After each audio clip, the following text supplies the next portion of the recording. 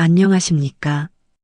오늘은 여러분께 다소 충격적인 이야기를 드리려 합니다. 바로 우리가 건강을 위해 챙겨 먹는 비타민이 오히려 죽음을 부를 수도 있다는 사실입니다. 비타민은 현대인의 필수품처럼 여겨집니다. 아침마다 챙겨 드시고 필요할 때마다 하나씩 더 먹기도 하시죠. 그런데 여러분, 모든 비타민이 몸에 좋은 건 아닙니다.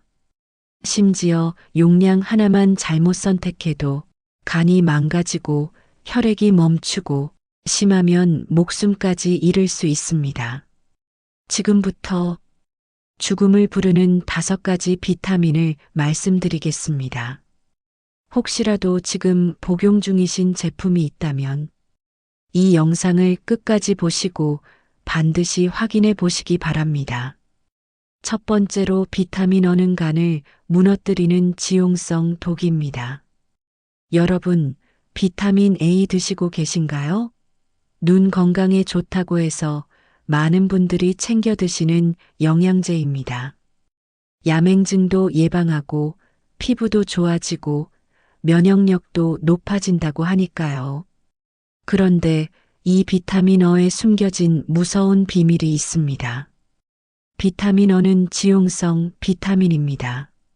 쉽게 말해서 기름에 녹는 성질이 있다는 뜻입니다. 그래서 우리 몸에서 쉽게 빠져나가지 않습니다. 비타민 C처럼 소변으로 금방 배출되는 게 아니라 간과 지방에 계속 쌓입니다. 오늘도 쌓이고 내일도 쌓이고 그러다 보면 결국 몸 안에 비타민 A가 너무 많아지는 겁니다. 이게 바로 비타민 A 중독입니다. 처음에는 별것 아닌 것처럼 느껴집니다. 피부가 좀 건조해지고 입술이 트고 그 정도입니다. 나이 들어서 그런가 보다 하고 넘어가기 쉽죠. 그런데 시간이 지나면 두통이 심해지고 어지러움증이 생기고 속이 메스껍습니다. 더 심해지면 눈앞이 흐려지기도 합니다. 가장 무서운 건 간이 망가진다는 겁니다. 실제로 병원에서 연구한 결과를 보면 비타민 A를 하루 5,000 IU 이상, 6개월 넘게 먹은 사람들 중에 간 수치가 정상의 3배 이상 올라간 경우가 많았습니다. 간 수치가 오른다는 건 간세포가 죽어가고 있다는 신호입니다. 더 심하면 간경화나 간부전까지 갈 수 있습니다. 그러면 생명이 위험해집니다. 특히 조심하셔야 할 분들이 계십니다. 50대, 60대, 70대 어르신들입니다. 나이가 들수록 간의 힘이 약해집니다. 젊었을 때처럼 독소를 잘 처리하지 못합니다. 그런 상태에서 비타민 A를 많이 먹으면 간이 버티질 못합니다. 술을 자주 드시는 분들은 더욱 위험합니다. 이미 술 때문에 간이 약해진 상태인데 거기에 비타민 A까지 쌓이면 간이 완전히 무너질 수 있습니다. 저는 병원에서 환자분들께 늘 이렇게 말씀드립니다. 눈이 좀 침침하다고 비타민 A 영양제 더 드시지 마세요. 음식으로 충분합니다. 당근 반 개만 드셔도 하루 필요한 양이 다 채워집니다. 단호박 한 조각, 계란 노른자 하나면 됩니다. 굳이 알약으로 고농축해서 먹을 이유가 없습니다. 하루에 필요한 비타민 A는 남자 기준으로 900, 여자는 700입니다. 생각보다 많지 않습니다. 그런데 영양제 한 알에 이것보다 몇 배나 더 들어있는 경우가 많습니다. 매일 그렇게 먹으면 간이 감당을 못합니다. 건강해지려고 먹는 영양제가 오히려 몸을 망칩니다. 이것만큼 억울한 일이 어디 있겠습니까? 비타민 A, 이제는 제대로 알고 드셔야 합니다. 많이 먹는다고 더 좋은 게 절대 아닙니다. 두 번째로 비타민 E는 혈액을 멈추게 하는 항산화의 역설입니다. 비타민 E 많이 들어보셨죠? 노화 방지 비타민이라고 해서 특히 여성분들이 많이 찾으시는 영양제입니다. 항산화 작용을 한다고 하니까 피부도 좋아지고 주름도 줄어들고 젊어진다고 생각하십니다. 그래서 약국에 가면 400IU, 800IU 같은 고용량 제품들이 인기가 많습니다. 심지어 피부 탄력 좋아진다고 해서 하루에 2알, 3알씩 드시는 분들도 계십니다. 그런데 여기에 큰 함정이 있습니다. 비타민 E도 과하면 독이 됩니다. 그것도 아주 위험한 방식으로 말입니다. 비타민 E는 피가 잘 굳지 않게 만드는 성질이 있습니다. 의학 용어로는 혈액응고 억제 작용이라고 합니다. 쉽게 말하면 피가 걸쭉해지는 걸 막아준다는 뜻입니다. 적당히 먹으면 혈관이 막히는 걸 예방해서 심장병이나 뇌경색에 도움이 됩니다. 하지만 너무 많이 먹으면 정반대 문제가 생깁니다. 다쳤을 때 피가 멈추지 않는 겁니다. 특히 조심하셔야 할 분들이 계십니다. 고혈압, 심근경색, 협심증으로 피를 묽게 하는 약을 드시는 분들입니다. 아스피린이나 와파린 같은 약 말입니다. 이런 약을 드시면서 비타민 E까지 함께 먹으면 위험천만합니다. 혈액이 너무 묽어져서 뇌에서 출혈이 생길 수 있습니다. 이걸 출혈성 뇌졸중이라고 합니다. 연구 결과를 보면 이런 경우 뇌출혈 위험이 2배 이상 높아진다고 합니다. 미국 하버드 대학교에서 아주 큰 규모로 연구를 했습니다. 수만 명을 몇 년 동안 추적 조사한 겁니다. 결과가 충격적이었습니다. 비타민 E를 하루 400IU 이상 오래 먹은 사람들에게서 내부 출혈과 뇌출혈이 훨씬 많이 발생했습니다. 특히 70대 이상 어르신들에게서 그 위험이 더 컸습니다. 코피가 자주 나거나 잇몸에서 피가 나거나 살짝 부딪혔는데 멍이 크게 드는 증상이 있다면 비타민 E를 의심해 봐야 합니다. 소화기 출혈로 검은색 변을 보는 경우도 있습니다. 이런 증상이 나타나면 즉시 영양제를 끊고 병원에 가셔야 합니다. 정말 아이러니합니다. 피부 좋아지려고 젊어지려고 먹는 영양제 때문에 생명이 위험해질 수 있다니 말입니다. 그럼 얼마나 먹어야 할까요? 하루 필요한 양은 15mg입니다. IU로 환산하면 약 22IU 정도입니다. 생각보다 아주 적습니다. 아몬드 한 줌, 해바라기 씨 조금, 시금치 한 접시면 충분합니다. 올리브유나 들기름을 요리할 때 쓰기만 해도 채워집니다. 제가 환자분들께 늘 말씀드리는 게 있습니다. 노화를 막는 약은 세상에 없습니다. 건강한 생활 습관이 최고의 항산화제입니다. 충분히 주무시고 골고루 드시고 스트레스 덜 받으시고 가벼운 운동하시는 게 어떤 고가의 영양제보다 낫습니다. 비타민 E 이제 함부로 드시면 안 됩니다. 특히 피 관련 약을 드시는 분들은 반드시 의사와 상담하셔야 합니다. 세 번째는 비타민 D는 신장을 돌로 만드는 면역 비타민입니다. 요즘 비타민 D가 엄청난 인기입니다. 코로나 이후로 면역력이 화두가 되면서 비타민 D는 많이 먹을수록 좋다는 말까지 나돌고 있습니다.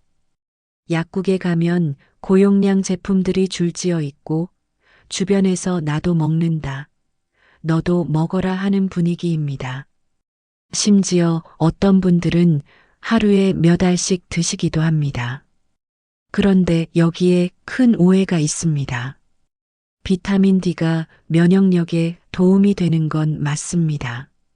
하지만 동시에 비타민 D는 우리 몸의 칼슘을 조절하는 역할도 합니다. 이게 문제의 시작입니다.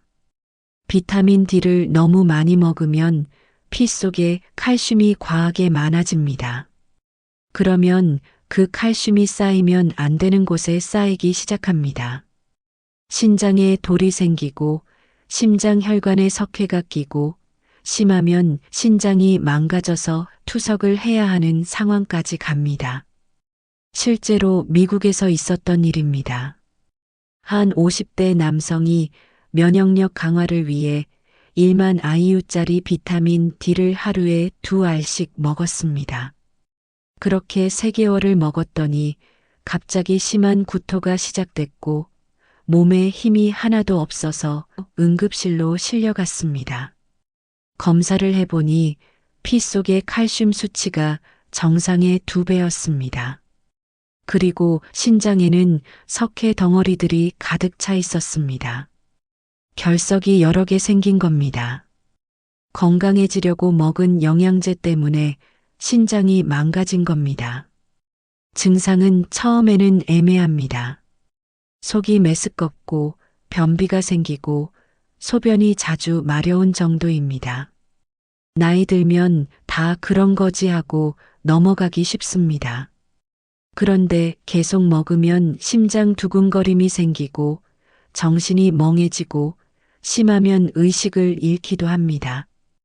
이때쯤 되면 이미 신장과 심장에 큰 손상이 와 있는 상태입니다.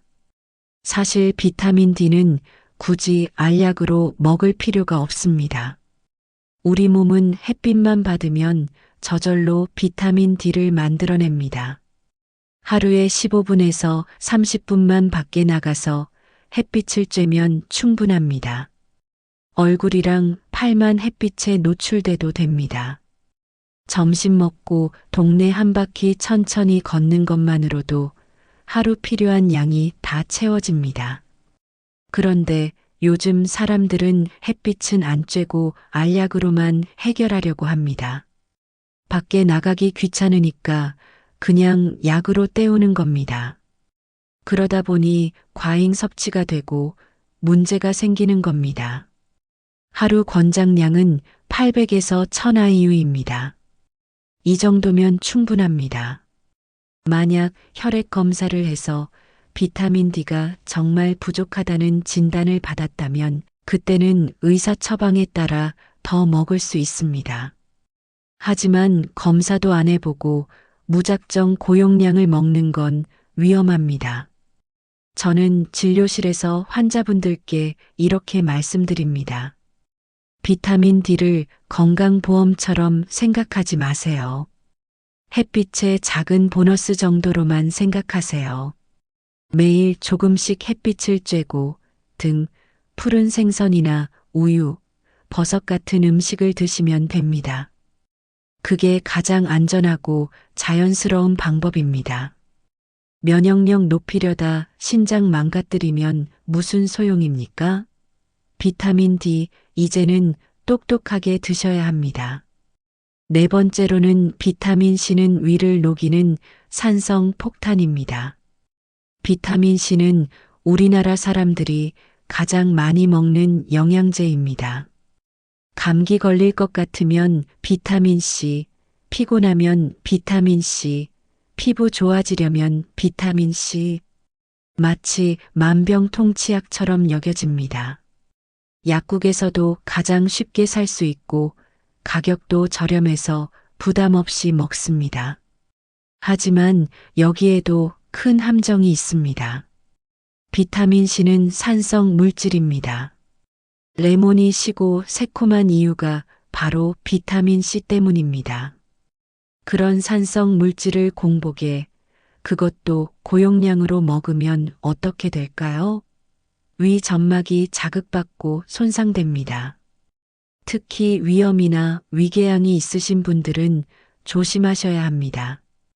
이미 위벽이 약한 상태에서 비타민 C를 먹으면 속이 쓰리고 더부룩하고 심하면 위통이 생깁니다. 치료하려고 먹는 영양제가 오히려 위를 망가뜨리는 겁니다. 또 다른 문제는 신장 결석입니다. 비타민C를 하루 1000mg 이상 오래 먹으면 요로 결석 위험이 높아집니다. 비타민C가 우리 몸에서 분해될 때 옥살산이라는 물질이 만들어집니다. 이 옥살산이 신장에서 칼슘과 만나면 돌처럼 단단하게 굳어버립니다. 이게 바로 신장 결석입니다. 미국 하버드 의대에서 조사한 결과를 보면 고용량 비타민C를 먹는 사람들은 일반 사람들보다 요로 결석에 걸릴 확률이 2배나 높았습니다. 신장 결석이 생기면 옆구리와 아랫배에 극심한 통증이 옵니다.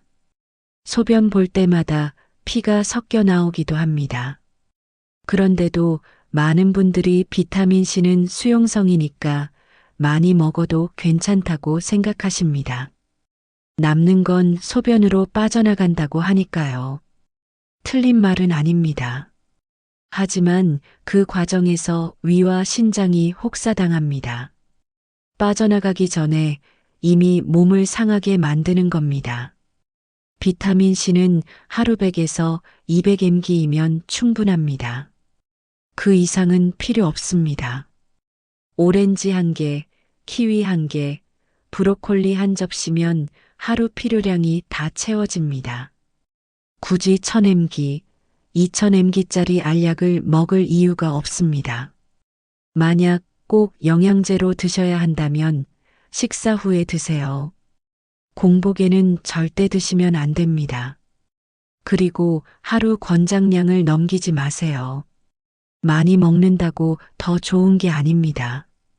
5번째로 비타민 B6는 신경을 망가뜨리는 조용한 독입니다. 마지막으로 말씀드릴 비타민은 B6입니다. 이 비타민은 신경을 안정시키고 기분을 좋게 만들어준다고 알려져 있습니다. 그래서 스트레스 완화 비타민, 피로 회복 영양제라는 이름으로 많이 팔립니다. 직장 생활하시는 분들이나 갱년기 여성분들이 특히 많이 찾으십니다. 그런데 이 비타민도 과하게 먹으면 큰 문제가 생깁니다. 바로 신경이 손상되는 겁니다. 하루 50mg 이상을 6개월 넘게 먹으면 손발이 저리기 시작합니다. 감각이 무뎌지고 걸을 때 비틀거리고 손에 힘이 안 들어갑니다. 이걸 말초신경병증이라고 합니다. 더 무서운 건 이 증상이 쉽게 낫지 않는다는 겁니다.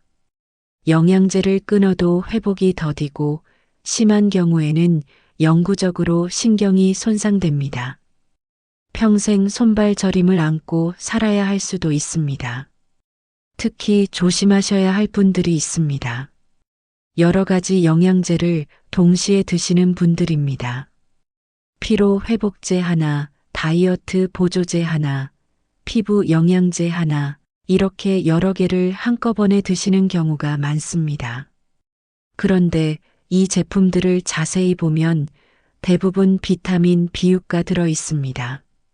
모르고 중복해서 먹는 겁니다. 한 알에는 20mg, 다른 알에는 30mg, 이렇게 합치면 하루에 50mg 훌쩍 넘어갑니다. 하루 권장량은 겨우 1.3mg입니다. 그런데 시중에 파는 영양제에는 20배, 30배가 넘는 양이 들어 있습니다. 비타민 B는 수용성이니까 남는 건 빠져나간다고 생각하기 쉽지만 신경세포는 그렇지 않습니다. 조금씩 쌓이면서 신경을 망가뜨립니다. 비타민 B6는 닭고기, 생선, 바나나, 감자 같은 음식에 충분히 들어 있습니다. 평소에 골고루 드시면 따로 영양제를 먹을 필요가 없습니다. 만약 꼭 먹어야 한다면 필요할 때만 단기간 드세요. 몇 달씩 계속 먹는 건 위험합니다. 손발이 저리거나 감각이 이상하다면 당장 영양제를 확인해 보세요. 비타민 B6가 들어있는지, 얼마나 들어있는지 꼭 살펴보시기 바랍니다.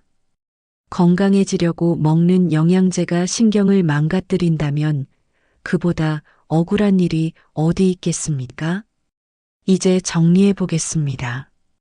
비타민은 분명 우리 몸에 필요한 영양소입니다.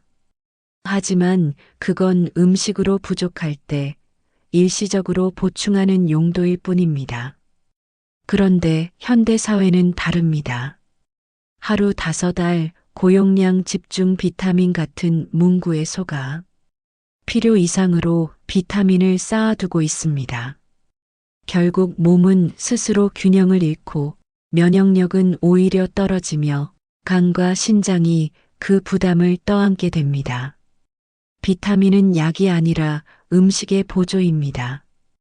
약은 정확한 처방이 있을 때 복용해야 합니다. 혹시 지금 복용 중인 비타민이 있으시다면 제품 라벨을 다시 한번 확인해 보십시오. 하루 권장량을 넘지 않는지, 비슷한 성분이 중복되지 않는지 꼭 살펴보시기 바랍니다. 그리고 가능하다면 비타민 대신 자연식품을 선택하세요. 제철 채소, 과일, 통곡물, 견과류에는 비타민뿐 아니라 섬유질, 미네랄, 효소까지 함께 들어 있습니다. 오늘 말씀드린 내용은 겁을 주기 위함이 아닙니다. 건강은 지식에서 시작됩니다. 올바르게 알고 올바르게 섭취해야 비로소 비타민이 생명의 영양소가 될 수 있습니다. 비타민은 많이 먹는 사람이 아니라 바르게 먹는 사람에게 건강을 줍니다. 이 영상이 도움이 되셨다면 좋아요와 구독으로 함께 건강을 지켜나가 주세요. 저는 여러분의 건강을 위해 다음 시간에도 의학적으로 검증된 정보로 다시 찾아뵙겠습니다. 감사합니다.